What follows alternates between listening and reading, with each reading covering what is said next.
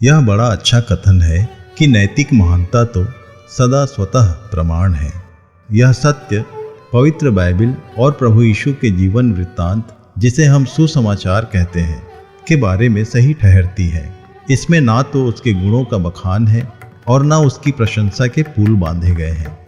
केवल भिन्न भिन्न हालातों में उसे दिखाया गया है और उसके जीवन से जो कुछ हमें जानना है हम उसमें जान लेते हैं।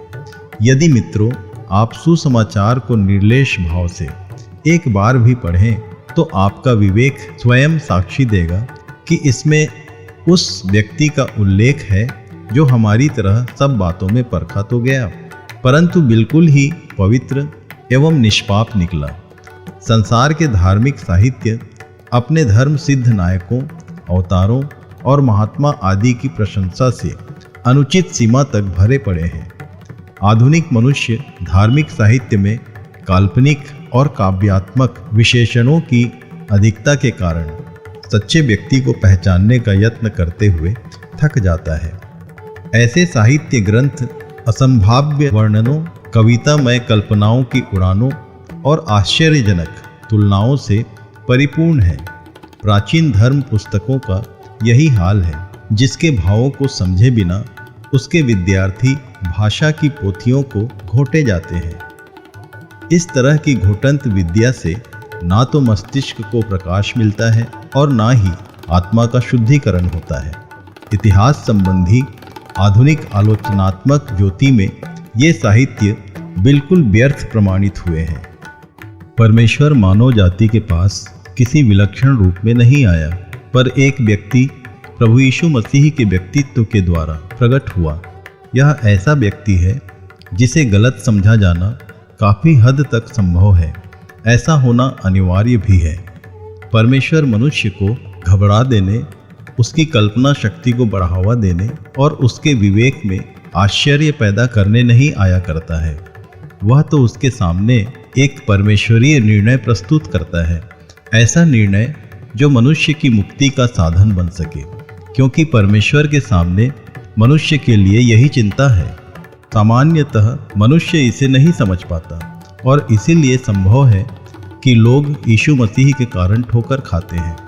उसी के समय के विद्वान लोगों ने भी प्रभु यीशु के बारे में यह प्रश्न किए कि इसको यह ज्ञान और सामर्थ्य के काम कहाँ से मिले? क्या यह बढ़ई का बेटा नहीं? क्या इसकी माता मरियम और इसके भाइयों के नाम याकूब, यूसुफ, शमौन और यहूदा नहीं? और क्या इसकी सब बहनें हमारे बीच में नहीं रहती? फिर इसको ये सब कहाँ से मिला? सो उन्होंने उसके कारण ठोकर खाई। मत्ती 13:57-58। प्रियो, धन्य है वह जो प्रभु यीशु मसीह के कारण ठोकर न खाए। ब्रूनर नामक एक मसीही विचारक ने लिखा है, यीशु मसीह हमारी ही तरह एक मनुष्य था जो हमारी तरह खाता पीता और थक जाता था। एक मनुष्य की तरह उसे अपनी इच्छा परमेश्वर को समर्पित करनी थी। वह छटपटाता भी था, जो हमारी तरह हर बात में परखा तो गया, तो भी निष्पाप निकला। वह ऐसा मनुष्य है जिसे हम परमेश्वर से विनती करते हुए, उसको धन्यवाद देते हुए, जो न सर्व सामर्थी था और न सर्वज्ञानी था, देखते हैं। उसका मन मृत्यु तक भी खेदित रहा। वह थरथरा सकता था, मूर्छित हो सकता था और दुख के कड़वे प्याले को अपने पास से हटाने के लिए पिता परमेश्वर से याचना कर सकता था। वह अपने युग के लोगों के संग चला और अपने लोगों से उनकी भाषा में अपनी बातें प्रकट करता था। संक्षिप्त में, वह ईश्वरीय प्रकाशन होते हुए भी हमारे खातिर ऐतिहासिक व्यक्ति बना। प्रभु यीशु मसीह और उसका जीवन वृत्तांत दोनों ही कितनी सरलता से सुसमाचार में बिना किसी मानवीय प्रयास या बौद्धिक दबाव के हमारे सहज मन में अंकित होते जाते हैं। उनके वर्णन में काव्य भाषा और साहित्य कला का प्रयोग नहीं किया गया है। स्वयं बाइबिल उसके व्यक्तित्व के विषय में बताती है। उसकी न तो कुछ सुंदरता थी और न कुछ तेज, और जब हम उसको देखते थे तब उसका रूप हमको ऐसा दिखाई न दिया कि हम उसको चाहते। यशायाह 53:2। धार्मिक भेदभाव के नज़रिए से सोचने वाला कोई भी व्यक्ति प्रभु यीशु में बहुत कम दिलचस्पी लेगा। फिर कौन उसकी ओर आकर्षित होता है? वह जिसको उसकी आवश्यकता है, और वह जो बिल्कुल निसहाय और आशा रहित है, जिसने अपने सारे पुरातन धर्म, कर्म, प्रथा, परंपरा, ज्ञान, योग्यता एवं धार्मिक श्रेष्ठता, वरिष्ठता की व्यर्थता को अनुभव करके अपने भीतर बसी पापों की व्यवस्था के विषैले चतुर सांप को पहचान कर विलाप के साथ नाशवान संसार से मन फिराकर त्राहिमाम त्राहिमाम कहकर केवल त्राणदाता प्रभु को पुकारा हो, परमेश्वर तब उसे अपने महान सनातन अनुग्रह एवं करुणा के द्वारा आत्मिक पहचान करवाता है। ऐसा व्यक्ति प्रभु यीशु मसीह को न केवल एक पुरुष के रूप में किंतु परमेश्वर के सनातन पुत्र के रूप में देखता है। तब विश्वास के द्वारा मध्यस्थ यीशु मसीह की संगति में ऐसा विश्वासी प्रभु की मृत्यु, गाड़े जाने और पुनरुत्थान में भागीदार होकर उस सनातन जीवन में प्रवेश करता है जहाँ फिर मौत नहीं, रोग और शोक नहीं। प्रिय मित्र, पाप पाश से छूटकर क्या आप भवसागर से पार मुक्ति देश में प्रवेश के इच्छुक हैं? स्वर्ग और पृथ्वी में एक ही नाम है, यीशु मसीह।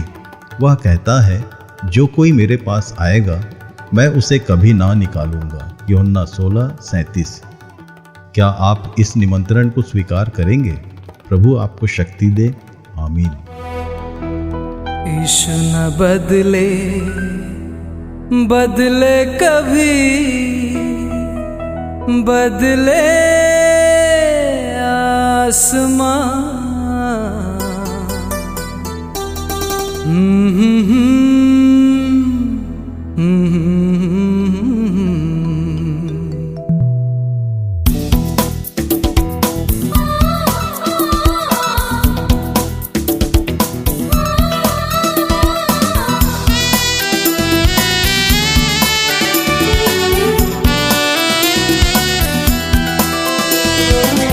यीशु न बदले बदले कभी, बदले आसमां। चाहे ये ज़मीन ना रहे, यीशु न बदले बदले कभी, बदले आसमां। चाहे ये ज़मीन ना रहे।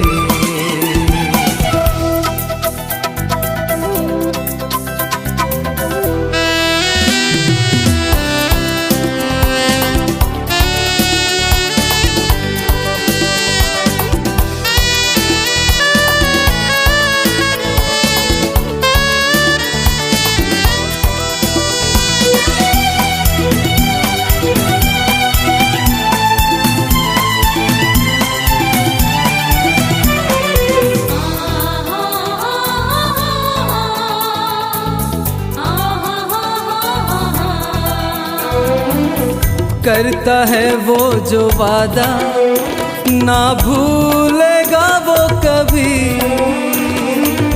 करता है वो जो वादा, ना भूलेगा वो कभी। इंसान नहीं वो परमेश्वर है, पूरी करेगा कहीं। इंसान नहीं वो परमेश्वर है, पूरी करेगा कहीं। यीशु न बदले बदले कभी, बदले आसमां। चाहे ये ज़मीन ना रहे।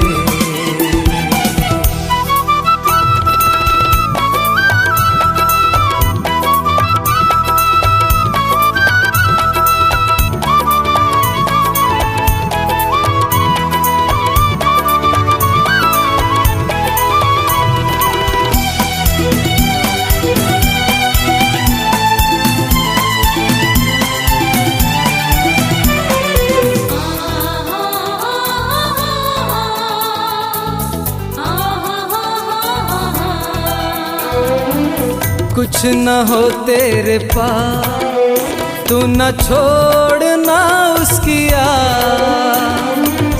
कुछ न हो तेरे पास, तू न छोड़ना उसकी आस। शून्य से वो सब बनाता, एल शदाई वो है। शून्य से वो सब बनाता, एल शदाई वो है। यीशु न बदले, बदले कभी, बदले आसमां, चाहे ये ज़मीन आ रहे।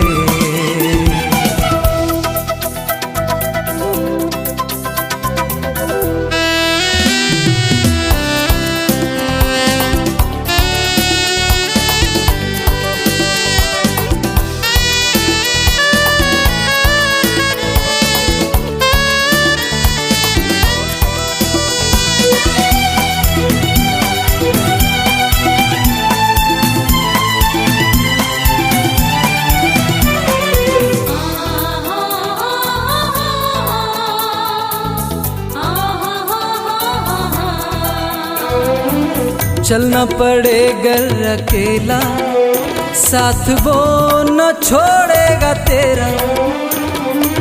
चलना पड़ेगा अकेला, साथ वो न छोड़ेगा तेरा।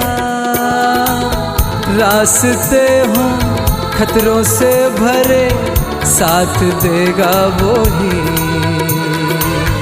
रास्ते हों खतरों से भरे, साथ देगा वो ही। यीशु न बदले, बदले कभी, बदले आसमां, चाहे ये ज़मीन आ रहे।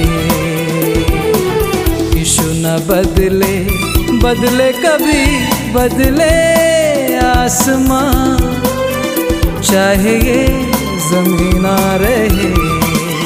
चाहे ये ज़मीन आ रहे, चाहे ये